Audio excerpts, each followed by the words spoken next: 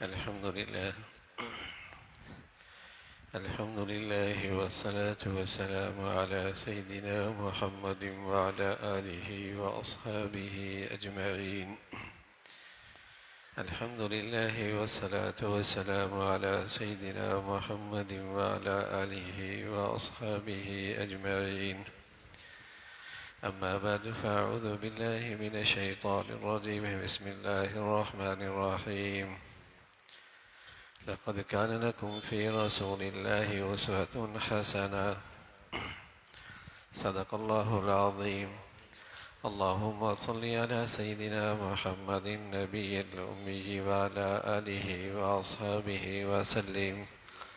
اللهم صل على سيدنا محمد النبي الأمي وعلى آله وأصحابه وسلم. میرے معزز مسلمان بزرگوں، عزیز بھائیوں، پیارے رسول صلی اللہ علیہ وسلم کی پیاری اسوہ حسنہ میں ایک زندگی کا اہم پہلو ہے جس کا تعلق فرائض حقوق سے ہے. جب یہ انسان دنیا میں آتا ہے تو آتے ہی اس کے تعلقات شروع ہو جاتے ہیں. یہ کسی کا بیٹا، کسی کا بھائی، کسی کا بھتیجا، کسی کا بھانجا، اور عمر کے ساتھ ساتھ اس کے تعلقات بڑھتے چلے جاتے ہیں.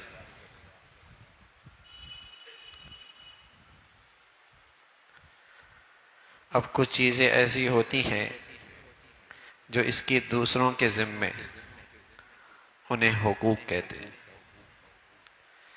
اور کچھ ایسی جو دوسروں کے اس کے ذمے ہوتی ہیں اسے فرائض کہتے ہیں. گھر کی اکائی سے لے کر معاشرہ اور سوسائٹی پرامن اور خوشگوار تبھی بنتا ہے جب اس معاشرے میں فرائض اور حقوق کی ادائیگی صحیح ہو.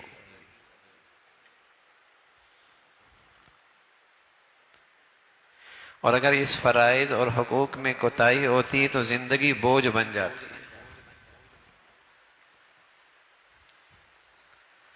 معاشرے کے افراد ایک دوسرے کے لیے بوجھ بن جاتے ہیں، مصیبت بن جاتے ہیں. تو اللہ کے نبی صلی اللہ علیہ وسلم کی زندگی کا ایک بڑا پہلو اس پر ہے کہ ہر شخص دوسرے کا حق ادا کرے. پھر آپ ایسا چارٹ لے کے آئے حقوق کا جو اپنی جامعیت میں کوئی مثال نہیں رکھتا. زندگی کا کوئی گوشہ ایسا نہیں جس کے متعلق آپ نے حقوق نہ بتائے.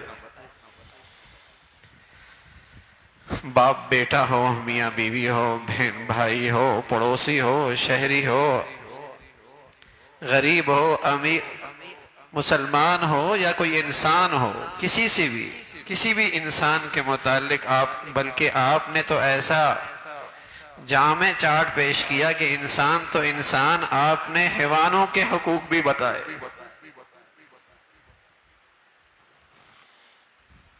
جامعیت ایسی اور منصفانہ ایسا کہ مجال ہے کسی ایک جانب بھی جھکاؤ ہو اور کسی کے ساتھ کہیں نا انصافی کا شیبہ بھی نکلتا ہو، کوئی ایک ذرے کا بھی فرق ہو، اور مستحکم ایسا کہ ساری دنیا کے عقلاء اکٹھے ہو جائیں، اس میں اضافے کی گنجائش کوئی نہیں، ترمیم کی گنجائش کوئی نہیں.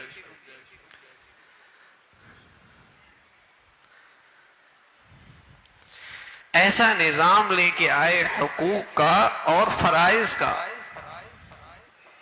لیکن ہماری بدقسمتی ہے جب ہم حقوق اور فرائض کی بات کرتے ہیں تو کبھی مغرب کی طرف دیکھتے ہیں، کبھی مشرق کی طرف. اور ایسی قوموں سے حقوق کا معیار چاہتے ہیں کہ بدقسمتی سے ان کی سب سے محبوب ترین غذا خنزیر ہے، مردار ہے، چوہا بلی ہے. جنہیں آج تک اپنی گندگی سے غسل کرنے کا طریقہ بھی نہیں آیا، تو کیا وہ انسانوں کے حقوق کا معیار بن سکتے ہیں؟ لیکن اپنے گھر کی اس دولت سے غافل، بے توجہی یا لاپرواہی کہ اللہ کے نبی صلی اللہ علیہ وسلم ایک ایسا دستور لے کے آئے فرائض اور حقوق کا کہ ہر شخص ان حقوق اور فرائض کی ادائیگی میں ایک خوشگوار زندگی لے سکتا ہے۔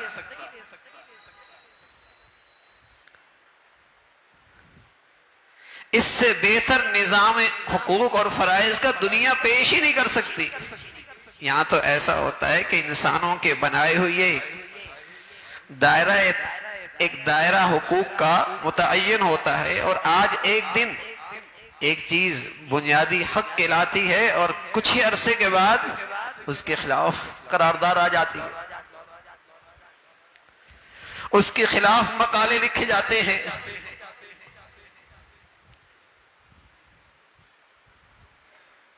تو رسول اللہ صلی اللہ علیہ وسلم فرائض اور حقوق کے سلسلے میں اپنی امت کو ایک بڑی دولت دے کر گئے اور ایک مزاج بنایا ہے، اپنے پیروکاروں کا ایک مزاج بنایا ہے کہ تمہیں حقوق طلبی کی زیادہ فکر نہ ہو، تمہیں احساس یہ ہو کہ میرے ذمے جو فرائض ہیں ان کی ادائیگی کتنی ہو رہی ہے۔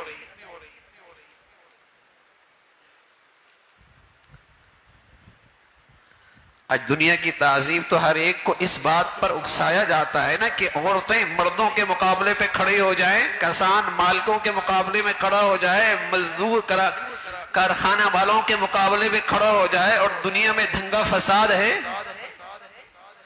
لیکن رسول اللہ صلی اللہ علیہ وسلم نے جو اپنے پیروکاروں کو جس چیز کی تلقین فرمائی ہے، احساس یہ دلایا کہ جو فرائض تمہارے ذمے ہیں تم کہاں کھڑے ہو۔ اب تو ہر طرف سے حقوق طلبی کی آوازیں ہیں، اور لطف کی بات یہ ہے کہ جو حقوق کا مطالبہ کر رہا ہے اسے یہ احساس نہیں کہ جو میری ذمے فرائض ہیں انہیں کتنا ادا کر رہا ہوں۔ تبھی تو دنیا آج فساد گدہ بنی ہوئی ہے، فساد زدہ ہے۔ تو پیارے رسول صلی اللہ علیہ وسلم نے اپنی امت کا مزاج یہ بنایا، شوہر کو احساس دلایا، فکر مند کیا کہ اپنی بیوی کا حقوق ادا کرو، لیکن اسے اکسایا نہیں کہ اگر تمہارا حق ادا نہ ہو تو تم سڑک پہ آ جاؤ۔ عورت کو یہ احساس دلایا کہ تم اپنے شوہر کے حق ادا کرو، لیکن یہ نہیں کہ شوہر سے کہا کہ تم اگر تمہارا حق ادا نہ ہو تو مقابلے میں کھڑے ہو جاؤ، مانا یہ نہیں کہا۔ ہر شخص کی ذمہ داری، اس کا احساس پیدا کیا کہ تمہارے ذمے جو فرائض ہیں اس کو کتنا ادا کر رہے ہیں۔ اور جب معاشرے کا ہر فرد اس احساس کے ساتھ دوسروں کا حق ادا کرے گا تو سب کے حقوق ادا ہوں۔ اب حقوق طلبی کا تو بڑا شور و غل ہے، ہر طرف سے حق حق کی آوازیں ہیں، لیکن کسی کے حقوق ادا نہیں ہوگا۔ پیارے رسول صلی اللہ علیہ وسلم کی سیرت کا جو بڑا اہم پہلو ہے وہ یہ ہے الید العلیا خیر من الید السفلی، تم دینے والے بنو، تم لینے والے نہیں، تم دینے والے بنو۔ اور جب سب دینے کے ذمہ دار بن جائیں گے، انہیں اس کا احساس ہو جائے گا تو سب کا حق ادا ہو جائے گا، سب کا حق ادا ہو جائے گا۔ سبحان اللہ۔ پیارے رسول صلی اللہ علیہ وسلم کے سچے پیروکار جنہیں ہم صحابہ رضوان اللہ علیہ مجمعین کے نام سے یاد کرتے ہیں، جو ان کا معاشرہ امن اور سلامتی کا گہوارہ تھا، جو ان کی سوسائٹی امن اور سلامتی کا گہوارہ بنی، اس کی وجہ یہی ہے کہ ہر شخص کو اپنے فرائض کا احساس تھا اور دوسرے کے حقوق ادا کرنے میں کھڑا تھا، چاہے وہ رائی ہے، چاہے وہ رعایا ہے، چاہے وہ حاکم ہے، چاہے وہ محکوم ہے، چاہے وہ طاقتور ہے، چاہے وہ کمزور ہے، ہر شخص کو یہ احساس تھا کہ جو ذمہ داری میری ہے میں وہاں کہاں کھڑا ہوں، ان حقوق کو ادا کر رہا تھا۔ تو اللہ کے نبی صلی اللہ علیہ وسلم نے اپنی تعلیمات میں انسانی حقوق کا جو تحفظ پیش کیا ہے اور جو اس کی فکر لائی ہے، دنیا اس سے قاصر ہے۔ اور پھر صرف یہ نہیں کہ ان حقوق کی ادا کرنے کی تلقین کی ہے، بلکہ ایک شعور پیدا کیا، ایک شعور پیدا کیا کہ دیکھو اگر قانون کی رسائی تم تک نہیں اور قانون تم تک نہیں پہنچ سکتا، لیکن یہ شعور رکھنا کل تم نے بارگاہ خداوندی میں حاضر ہونا ہے، اور اللہ تعالیٰ اپنا حق تو معاف کر دیں گے، لیکن جس مخلوق کا تم نے حق تلف کیا ہے اس کی تلافی اس وقت تک ممکن نہیں جب تک کہ وہ معاف نہ کرے۔ یہ ایک شعور پیدا کیا۔ حقوق اللہ کی اہمیت بہت ہے، لیکن بعض صورتوں میں بتایا کہ حقوق العباد بعض صورتوں میں حقوق اللہ سے بھی زیادہ سنگین ہے۔ یہ احساس، یہ شعور بھی ساتھ انسانی حقوق کے ساتھ ساتھ بتایا کہ انسان کے حقوق کیا ہیں، فرائض کیا ہیں، لیکن ساتھ یہ شعور بھی پیدا کیا۔ بس اوقات خلوت ہوتی ہے، تنہائی ہوتی ہے، قانون کی رسائی نہیں ہوتی، انسان کی نظر نہیں ہوتی، اور میاں بیوی ہیں۔ اب یہاں حق تلفی نہ ہو، کسی کا حق ضائع نہ ہو، قانون تو وہاں تک نہیں پہنچتا، انسان کی نظریں تو وہاں نہیں پہنچتی، لیکن اگر اللہ کا خوف ہے، بارگاہ خداوندی میں حاضری کا احساس اور یقین ہے، تو وہ اس قانون سے دور ہے، لوگوں کی نظروں سے اوجھل ہے، لیکن اس کا حق ظاہر نہیں کرے، اس کے حق میں کوتاہی اور خیانت نہیں کرے گا، اور اللہ حفاظت فرمائے اگر یہ احساس ختم ہو جائے اور حقوق ادا کر اپنے فرائض کا احساس ہی نہ رہے، صرف حقوق طلبی کی فکر ہو، تو پھر تو اس معاشرے میں یہ ہوگا کہ جس کا زور چلے گا وہ اپنے حق سے بھی زیادہ لے بیٹھے گا، پھر پورا معاشرہ بددیانتی، دھاندلی اور لوٹ گسوٹ کے لپیٹ میں آ جائے گا، جس کا جہاں ہاتھ لگے گا وہاں پہنچے گا، اور جو بے بس ہے، جو مظلوم ہے، جو کمزور ہے، نہ اس کی داد ہوگی نہ داد رسی ہوگی، اس کی تو کوئی آواز نہیں سنے۔ تو میرے عزیزو، آج ہمارا معاشرہ اگر بدامنی کا شکار ہے، بددیانتی کا شکار ہے، حق تلفی کا شکار ہے، تو قصور کہاں ہو رہا ہے؟ قصور کہاں ہو رہا ہے کہ ہم اس محمد رسول اللہ کی زندگی سے انحراف کر رہے ہیں۔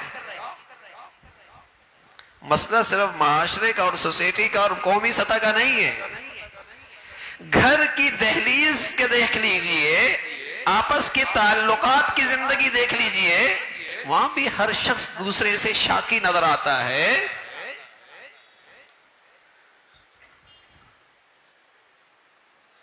ہر ایک دوسرے سے حق طلبی کے معاملے میں جسے کہیں کہ اپنے حق کی نہیں کھڑا نظر آتا ہے۔ کوتاہی ہے کہ اللہ کے نبی صلی اللہ علیہ وسلم نے جو وہ مبارک زندگی دی تھی، اس زندگی کو آج مسلمان بحیثیت امتی کے، بحیثیت کے مسلمان ہونے کے، اس سے انحراف کر رہا، تو معاشرہ خوشگوار بنتا ہے، پرسکون بنتا ہے جب حقوق اور فرائض اس معاشرے میں ادا ہو، ورنہ تو میرے عزیزو قریب سے قریب ترین انسان بھی دوسروں کے لیے بوجھل بن جاتا ہے، مصیبت بن جاتا ہے، بوجھ بن جاتا ہے، چاہے پھر وہ حاکم ہو، چاہے وہ رائی ہو، چاہے وہ رعایا ہو، چاہے وہ محکوم ہو، ہر ایک دوسرے کے لیے مسئلہ ہے۔ تو جو اصل مرض ہے جو ساری بیماریوں کا اور فساد کی جڑ ہے، وہ مسلمانوں کا آج اپنے نبی کی زندگی سے دور ہونا ہے۔ نہ صرف دور ہو گئے بلکہ وہ احساس بھی ختم ہو گیا، وہ احساس بھی ختم ہو گیا۔ سچ یہ تھی، سچی بات یہ تھی کہ مسلمانوں کا اپنے نبی کی زندگی کو لے لینا اور اسلام پر عمل کرنا صرف آخرت نہیں بننی تھی، دنیا میں بھی ترقی کرنی تھی، دنیا بھی ان کی سنورنی تھی، بلکہ اس سے آگے کی بات، مسلمان ترقی کرتا تو دنیا ترقی کرتی،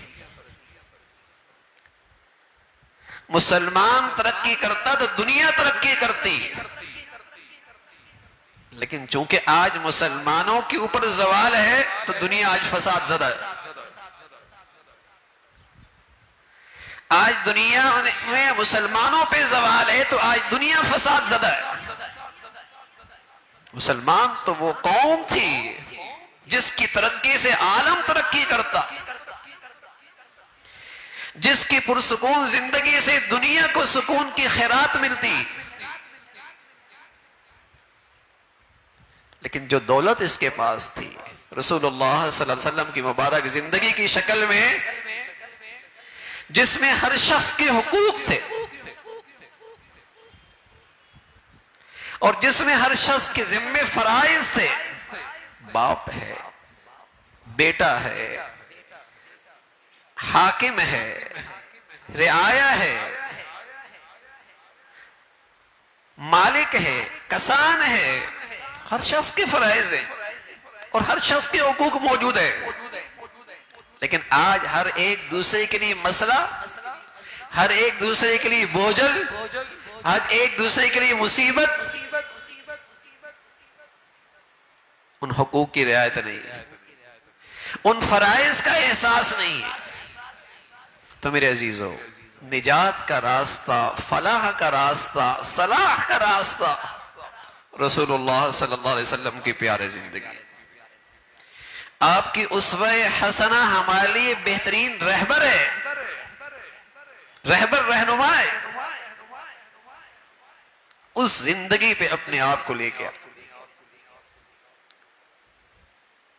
اور اس بات کا احساس کرنا کہ بحیثیت باپ کے، بحیثیت گھر کے سربراہ کے، بحیثیت بیٹے کے، بحیثیت پڑوسی کے، بحیثیت صاحب مال ہونے کے جو میرے ذمے فرائض ہیں، میں ان فرائض کو کتنا ادا کر رہا ہوں، بحیثیت شوہر کے، بحیثیت ایک شہری ہونے کے، بحیثیت ایک ملک کے فرد ہونے کے جو میرے ذمہ داریاں ہیں، میں کتنا ادا کر رہا ہوں۔ یہ شکایت، یہ شکوہ، یہ مطالبہ تو ہر طرف سے آتا ہے کہ ہمارے حقوق ادا نہیں ہوتے، اور یہ بڑھتی چلے جائیں گے، یہ نہ ختم ہونے والا سلسلہ شروع ہو رہا ہے اور ہر طرف سے آواز آ رہی ہے۔ لیکن رسول اللہ صلی اللہ علیہ وسلم نے جو اپنی امت کو ایک پرامن معاشرہ، پرسکون معاشرہ، ایک پرسکون زندگی کا راز جس میں بتایا، اس کی بنیاد یہ کہ ہر شخص کو اپنے فرائض ادا کرنے ہوں، اپنی ذمہ داریاں پوری کرنی ہوں گی، کہ بحیثیت ایک مسلمان ہونے کے میری کیا ذمہ داری بنتی ہے، بحیثیت شوہر ہونے کے، باپ ہونے کے، بھائی ہونے کے، بیٹا ہونے کے، ایک شہری ہونے کے، ایک محب وطن، ایک مسلمان ہونے کے میری کیا ذمہ داری بنتی ہے، میں اس ذمہ داری کی طرح پورا کر رہا ہوں۔ بس اوقات خیال آتا ہے کہ میرے ایک سے کرنے سے کیا ہوگا، ارے میاں تیری نجات ہو جائے گی، تیری نجات ہو جائے گی، تو کامیاب ہو جائے گا، یہ ہوگا۔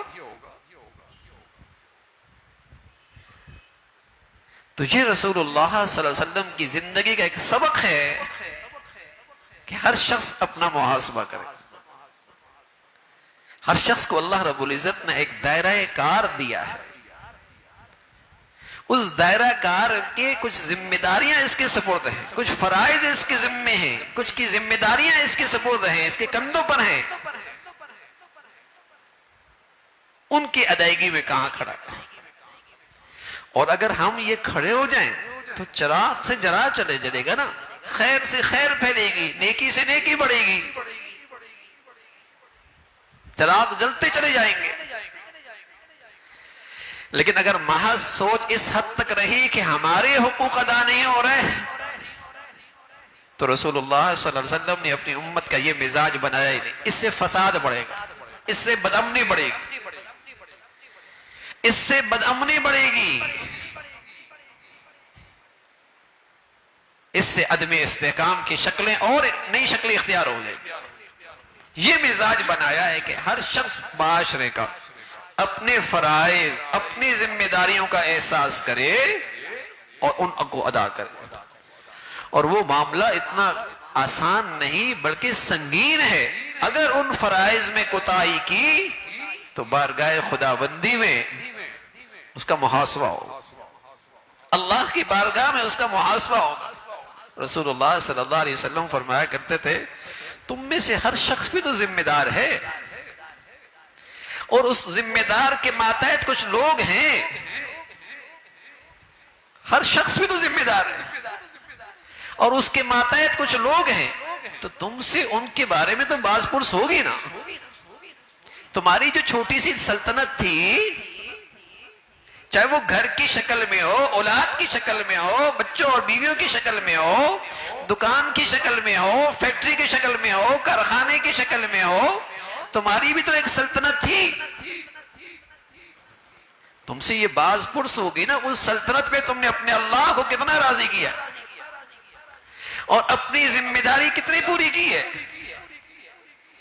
ہر ایک کو اللہ نے ایک سلطنت دی ہے. تو پیارے رسول صلی اللہ علیہ وسلم کی پیاری زندگی، اللہ رب العزت نے فرمایا یہ پیاری زندگی رہبر ہے. کس کے لیے؟ جو اللہ پر ایمان لاتے ہیں، جنہیں آخرت کی فکر ہے، جو اللہ پر ایمان لاتے ہیں، جنہیں اس بات کا احساس ہے کل بارگاہ خداوندی میں باز پرس ہوگی، احتساب ہوگا. ان کے لیے تو بہترین نمونہ، بہترین رہبر، بہترین زندگی رسول اللہ صلی اللہ علیہ وسلم کی مبارک زندگی ہے. اللہ رب العزت ہمیں اپنے پیارے نبی کی عظمت، محبت اور کامل اتباع نصیب فرمائے. وآخر دعوانا الحمدللہ رب العالمین.